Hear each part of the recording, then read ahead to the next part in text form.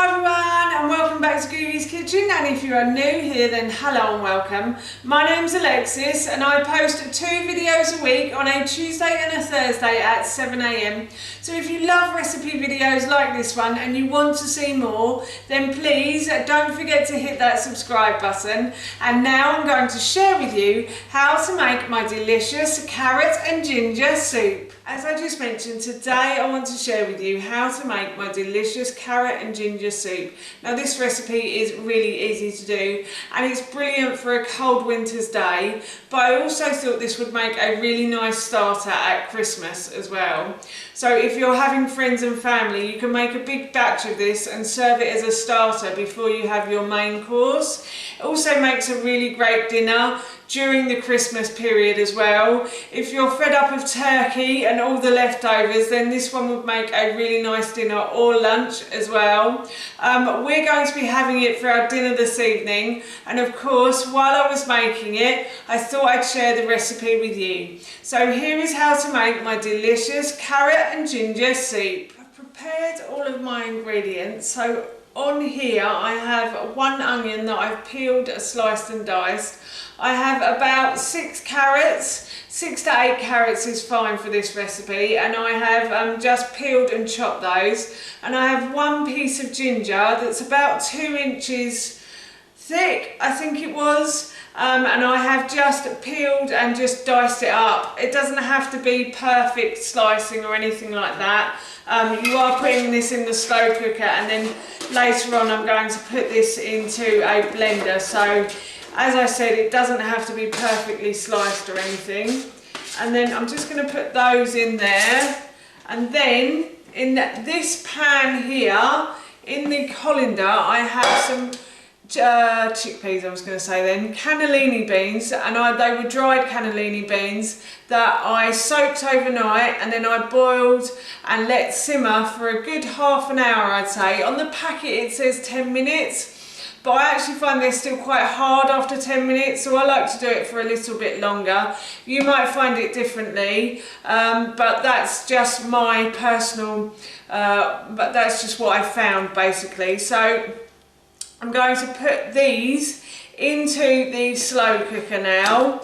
I have cooked them, as I said, and I just drained them through the colander, and I'm just going to put those in. I can't get the colander out at the moment, so I'll have to try that later.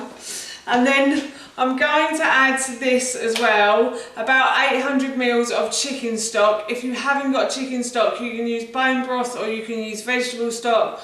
Obviously if you're feeding this to vegans, then please do use veggie stock, not chicken. So I'm going to add that in as well. And then I'm also going to add milk to this as well. I'm going to add about 200 ml of oat milk. You can use any type of milk you like. I really like the taste of oat milk in this, so that's why I'm using it. And also I have a slight intolerance to dairy as well, so I always try to use oat milk or any other milk instead. And I've also got to add a bit of salt and pepper, so I'm just going to go and get my salt and pepper. So I've got my salt and pepper, and I'm just going to add a little bit of pepper to this, and then I'm going to add a pinch of salt as well. I'm actually preparing this the day before, and I'll be switching this on in the morning so that it will cook away slowly all day. And that's the brilliant thing about having a slow cooker, is you can prepare everything the night before and then just turn it on in the morning and it's done. So I'm just going to stir all of these ingredients together now. And as I said, I'm just going to set this aside and I'll turn it on in the morning. The slow cooker pot has been turned on at the wall, so I'm just going to switch the pot on to high for about 3 to 4 hours. But if you wanted to cook it longer, I'd suggest you put it on low for about 7 to 8 hours. So the vegetables have been cooking away nicely in the slow cooker pot for about 3 hours now. So I'm going to turn the cooker off at the wall, and I'm just going to leave the lid on like that, and I'm just going to leave it to cool for a little while before I blend it. The soup has cooled down now, and what I'm going to do is I'm going to put the soup into my blender. So I'm going to probably do about half for now. I find that if I put it all in, then it tends to spill out the top of the blender, so I normally just put in half and then I do the second half after that. It smells really good, by the way. It smells really nice. I can really smell the ginger. It's gone right on my nose. It just smells delicious. So yes, I'm going to blend these ingredients together now.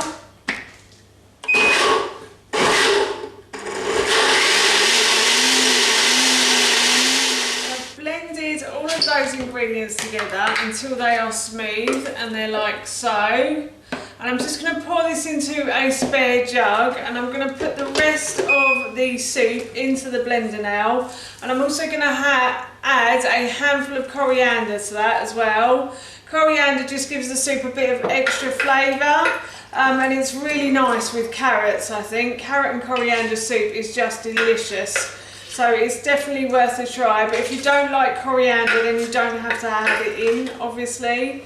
And I'm just going to keep pouring this in now until I've put it all into the jug, like so. I'm going to try and get that in as well. I'm just going to pour the rest in because that would be easier, I think. So that's everything gone in now, and what I'm going to do is I'm going to blend these ingredients again.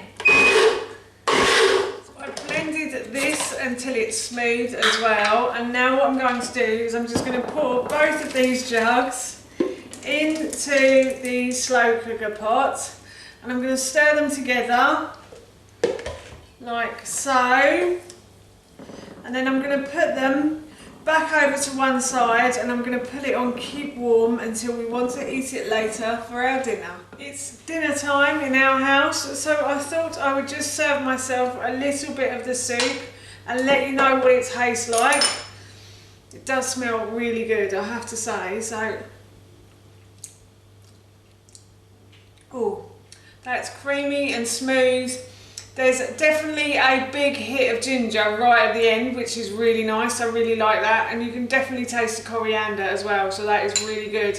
So I'm really looking forward to my dinner now. That's how you make my delicious carrot and ginger soup, and that recipe I will link in the description box below.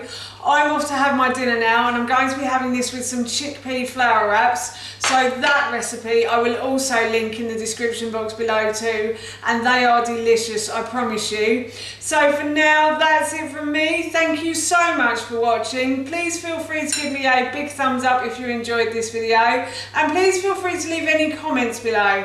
And please don't forget to hit that subscribe button. See you all soon. Bye.